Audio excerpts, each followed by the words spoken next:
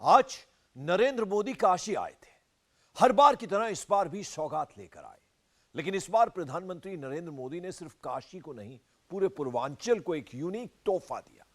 30,000 की क्षमता वाला इंटरनेशनल क्रिकेट स्टेडियम काशी में बनाया जा रहा है। स्टेडियम का पूरा लुक शिव शक्ति प्रेरित होगा।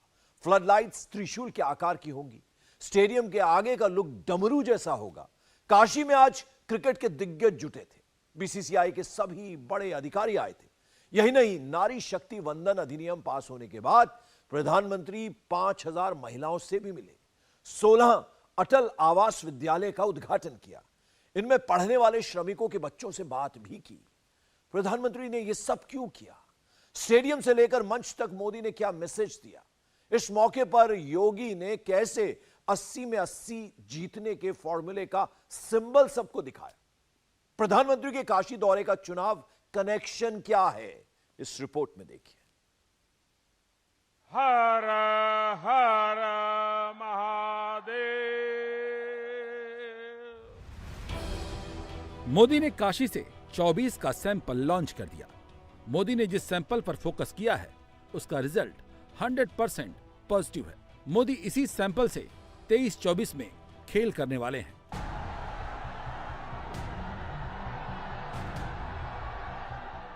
मोदी के सैंपल का रिजल्ट 100% क्यों है, इसके लिए नरेंद्र मोदी को पहले सुन लेते हैं।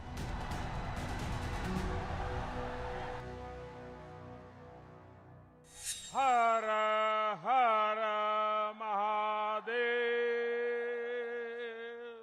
आज फिर से बनारस आवे का मौका मिलल हो। जोन आनंद बनारस में मिलना ओकर व्याख्या असंभव है।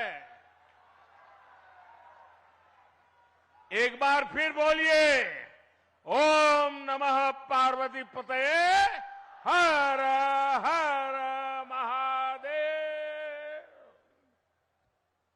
आज मैं एक ऐसे दिन काशी आया हूं जब चंद्रमा के शिव शक्ति पॉइंट तक पहुंचने का भारत का 1 महीना पूरा हो रहा है। शिव शक्ति यानी वो स्थान जहां बीते महीने की 23 तारीख को हमारा चंद्रयान लैंड हुआ था। एक शिव शक्ति का स्थान चंद्रमा पर है, दूसरा शिव शक्ति का स्थान ये मेरी काशी में है। मोदी की शिव शक्ति विज्ञान है और सनातन है। जब मोदी ऐसे कनेक्ट करते हैं तो सीधे 80% सनातन वोटर्स को मैसेज देते हैं। बहुत सी बातें कही नहीं जाती हैं, प्रतीकों से भी पहुंचा दी जाती हैं। 80% सनातन को इस तस्वीर से भी मैसेज पहुंचा होगा। जब मुख्यमंत्री योगी ने उपहार के तौर पर प्रधानमंत्री को नंदी का प्रतिरूप भेंट किया, लोग नंदी से ज्ञानवापी मसले को कनेक्ट कर रहे हैं। किस पिच पर 24 की पारी खेलनी है, सारा कुछ मोदी के दिमाग में प्लान्ड है। मोदी ऐसे ही नहीं, सेकेंड टर्म में आए और तीसरे टर्म के लिए रेडी हैं। सच्चाई यह है कि मोदी को पता है कहां किस पर फोकस करना है। कितना धर्म का सहारा लेना है, कितना युवाओं का, कितना महिलाओं का और कितना समाज के दूसरे वर्गों का। काशी से एक और सैंपल मोदी ने लॉन्च किया। पूरा कैलकुलेटेड है। इसको समझना है तो पहले मोदी की ये बात सुननी होगी। मेरे प्यारे परिवारजनों, काशी में आज एक इंटरनेशनल क्रिकेट स्टेडियम की आधारशिला रखी गई है।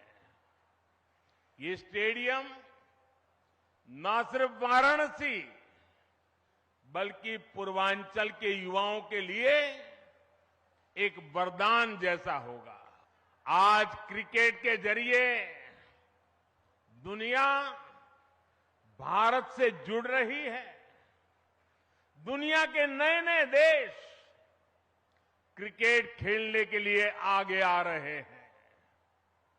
जाहिर है आने वाले दिनों में क्रिकेट मैचों की संख्या भी बढ़ने जा रही है और जब क्रिकेट मैच बढ़ेंगे तो नए नए स्टेडियम भी जरूरत पड़ने वाली है।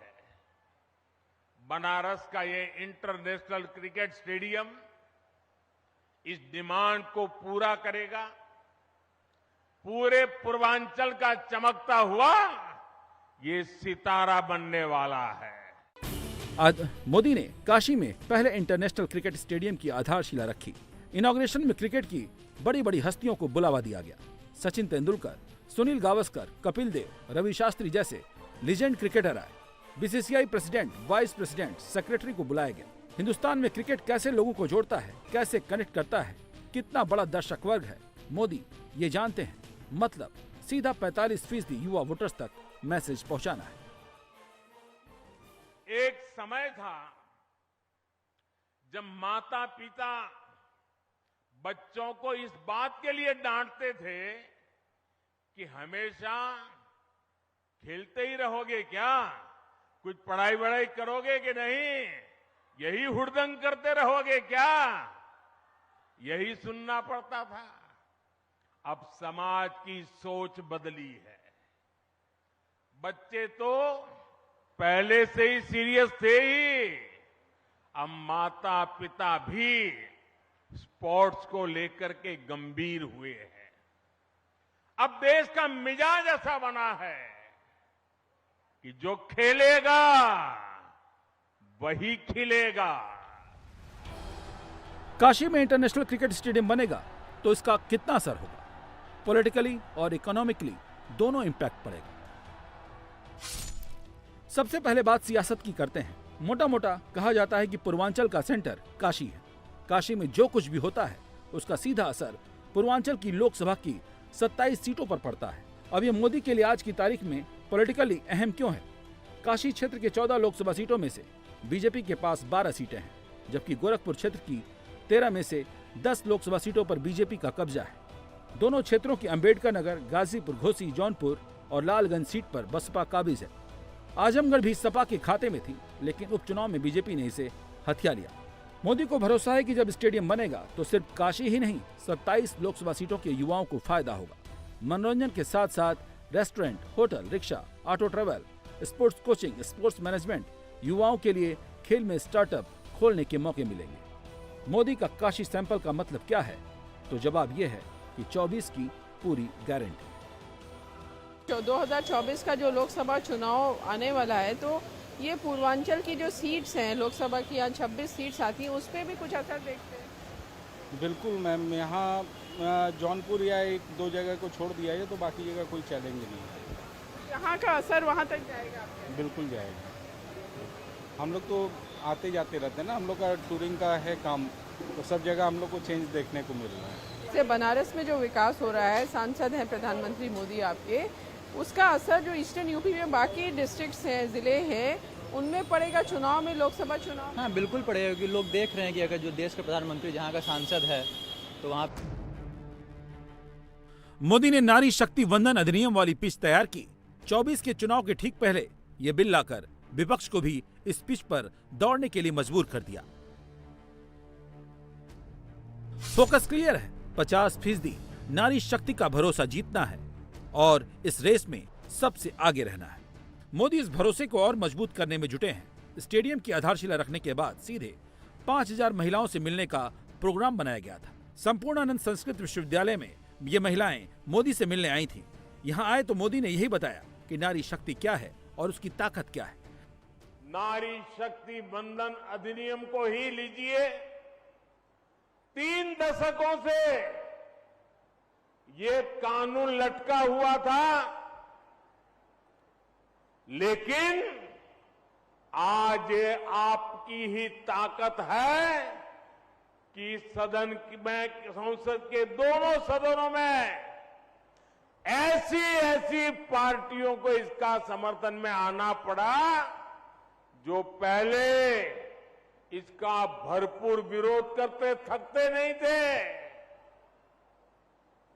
और इसलिए आप माताओं बहनों में जो जागरूक बनी है, आप एक बनी है, एकजुट बनी है, ये हिंदुस्तान की सभी राजनीतिक पार्टियां अब आपसे डर रही हैं, कांप रही हैं, और इसीलिए बिल पास किया है।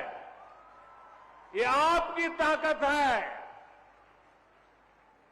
अब नारी शक्ति वंदन अधिनियम रिकॉर्ड वोटों से पारित हुआ है, और आपके आशीर्वाद से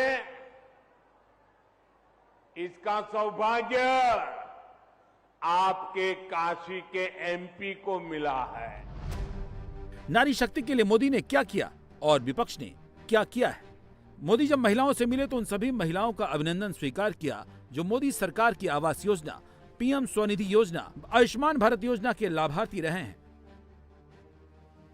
मोदी कैसे इनसे पर्सनली कनेक्ट करते हैं, इस बात से समझ सकते हैं।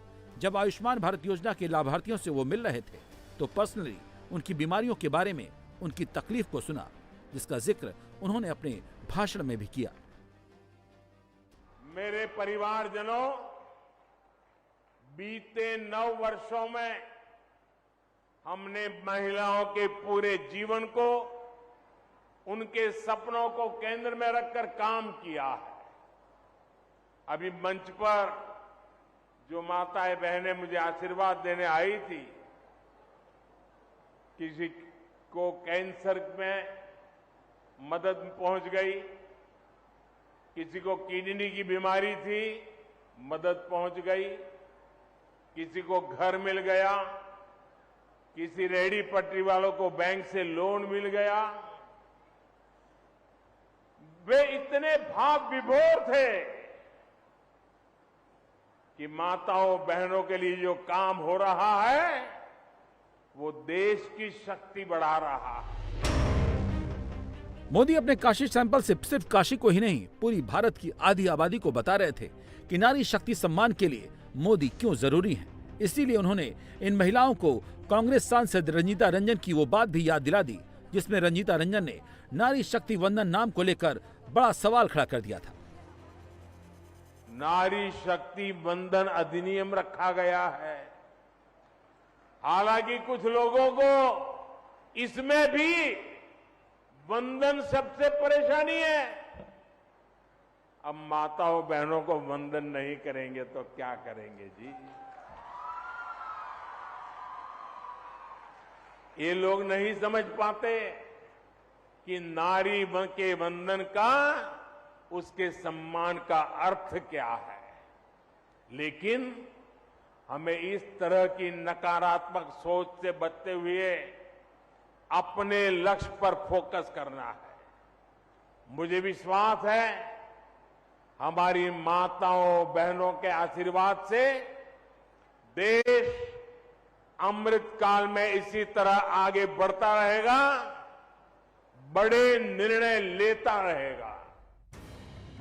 मोदी विरोधी उनके पर्सनल विरोध की ही रणनीति बनाते रहते हैं, जबकि मोदी कई गुना आगे की सोचते हैं। 16 अटल आवासीय विद्यालयों का उद्घाटन किया, लेकिन यहां से जिन लोगों को संदेश दिया, मोदी विरोधियों के पास उसकी काट नहीं है। अटल आवासीय विद्यालय श्रमिकों के बच्चों के लिए है।